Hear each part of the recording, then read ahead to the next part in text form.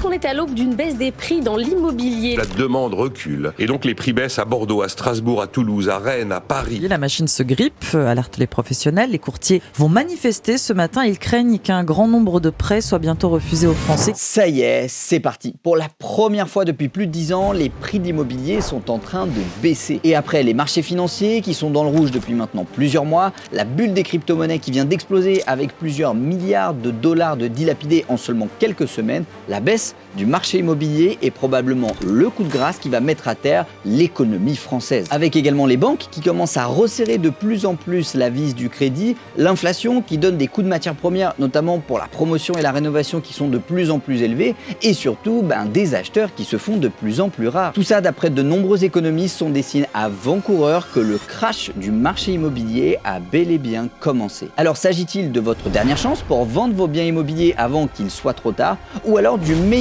moment depuis plus de 10 ans pour investir dans la pierre à prix cassé? C'est ce qu'on va voir dans cette vidéo. Au cours des dernières années, j'ai acheté plus de 5 millions d'euros d'immobilier et j'ai donc passé de longues journées à analyser la situation actuelle. Dans cette vidéo, on va voir ensemble les 3 paramètres à l'origine de ce phénomène de baisse des prix et bien sûr voir ensemble s'il s'agit du point de départ de plusieurs années difficiles dans l'investissement ou au contraire de la meilleure opportunité de toute votre vie. Allez, c'est parti. Alors déjà, il faut savoir que le marché immobilier, un peu comme tous les marchés économiques, il suit une loi immuable qui est celle de l'offre et de la demande. Plus vous avez de gens qui veulent acheter de l'immobilier, plus les prix vont augmenter, plus vous avez de personnes qui veulent vendre de l'immobilier, quel qu'il soit, plus les prix vont baisser. Et donc ces deux pressions qu'on retrouve également sur le marché financier, dans les crypto-monnaies et également dans le capital risque, tout ça va driver les prix à la hausse ou à la baisse. Et ce qu'on constate, c'est que depuis le début de l'année 2022, le nombre de ventes est en baisse constante. Et tout ça traduit en fait une baisse de la demande. Tout simplement, les acheteurs se font de plus en plus rares.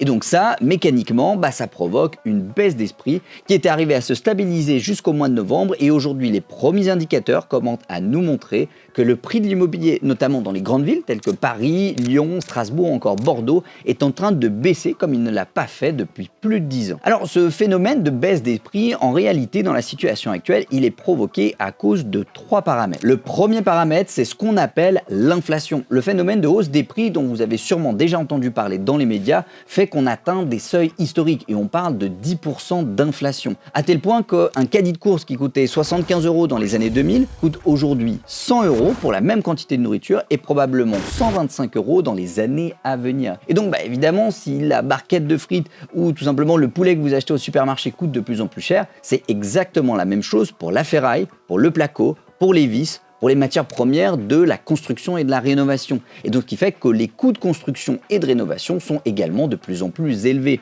Aujourd'hui, ça coûte beaucoup plus cher de faire installer une cuisine dans votre appartement qu'il n'y a ne serait-ce que 2 ans en arrière. Et de manière un petit peu mécanique d'ailleurs, si on dépense plus d'argent pour la nourriture, pour l'électricité, pour les loisirs ou pour la voiture, on dépense moins d'argent dans l'immobilier pour changer de logement, faire construire une piscine ou acheter une maison un petit peu plus grande. Et c'est le premier paramètre qui va faire en sorte que les acheteurs sont de plus en plus rares sur le marché de l'immobilier. Le deuxième paramètre qui va également tirer les prix d'immobilier à la baisse, c'est ce qu'on appelle le taux d'usure. Il faut savoir qu'en France, 90% des acquisitions immobilières se font via un crédit bancaire, c'est-à-dire d'aller dans une banque, d'emprunter par exemple 150 000 € pour acheter un appartement et le rembourser petit à petit via une mensualité et le paiement des intérêts, c'est-à-dire en fait vous allez payer un petit peu plus chaque mois afin de remercier la banque de vous avoir prêté de l'argent à un moment donné. Et ce taux d'intérêt, il est plafonné, c'est-à-dire qu'une banque demain, elle n'a pas la possibilité de vous prêter à 4, 5 ou 6% par exemple, même si vous seriez d'accord. Et ce plafonnement, il est fait au niveau de la Banque de France via ce qu'on appelle le taux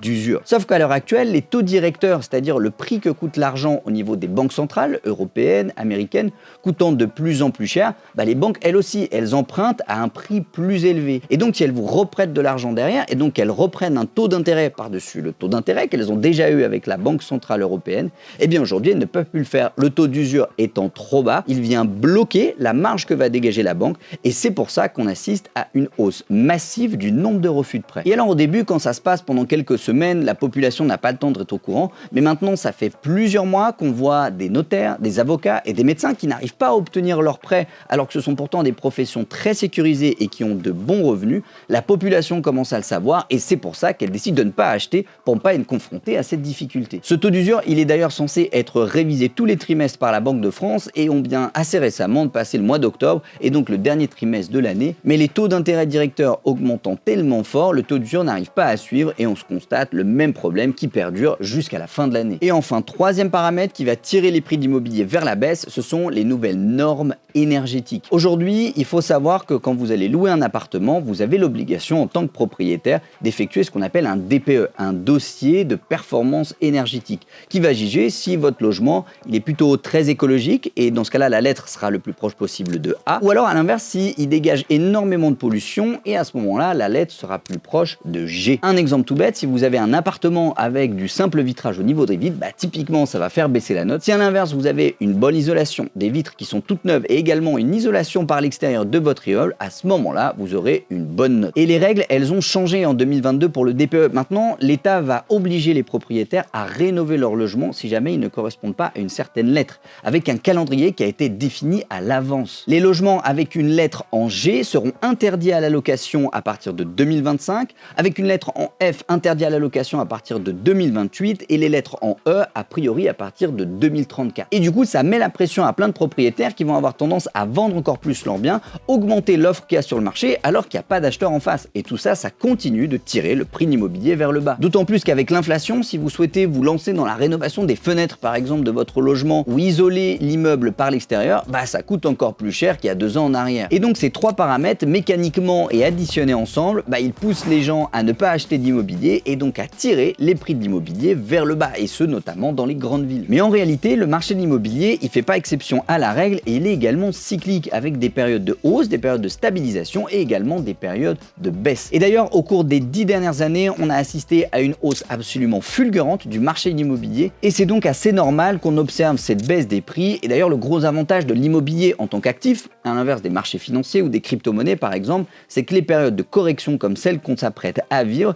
elles sont plutôt légères en général, et on parle de pertes de quelques pourcentages et non pas de 50% du prix de l'immobilier. Mais c'est également dans ces périodes de correction qu'une grande partie des biens immobiliers vont être bradés, soit parce que les propriétaires auront besoin d'argent pour payer leurs dettes, soit parce que les propriétaires seront inquiets et vont donc vendre leurs biens immobiliers rapidement. Comme vous le savez déjà, un propriétaire qui veut vendre vite et un propriétaire qui est prêt à faire baisser son prix. Et c'est pour ça qu'on approche d'après moi de la meilleure période depuis plus de 10 ans pour acheter de l'immobilier. Et en réalité, tout investisseur le sait, la plus-value d'un bien immobilier, elle se fait pas à la revente, mais elle se fait bien à l'achat de celui-ci. D'ailleurs, pour ma part, j'ai déjà 2 compromis qui sont signés et en cours de phase de financement en ce moment, et j'ai plusieurs opérations dont les offres sont envoyées, dont je continue d'investir massivement sur cet actif. D'autant plus que dans un cycle inflationniste, comme on l'a déjà vu dans une précédente vidéo, le pilier de l'immobilier est un de ceux qui performent le mieux, non seulement qui reste stable face à la crise, mais qui prend de la valeur grâce à l'inflation. Et si vous souhaitez savoir comment trouver les meilleures pépites du marché en ce moment, je vous mets une vidéo juste ici qui détaille entièrement la méthode que j'utilise de manière simplifiée et réelle. N'hésitez pas à me dire dans les commentaires ce que vous pensez de l'actualité et je me ferai un plaisir de vous répondre. C'était Tim, ciao.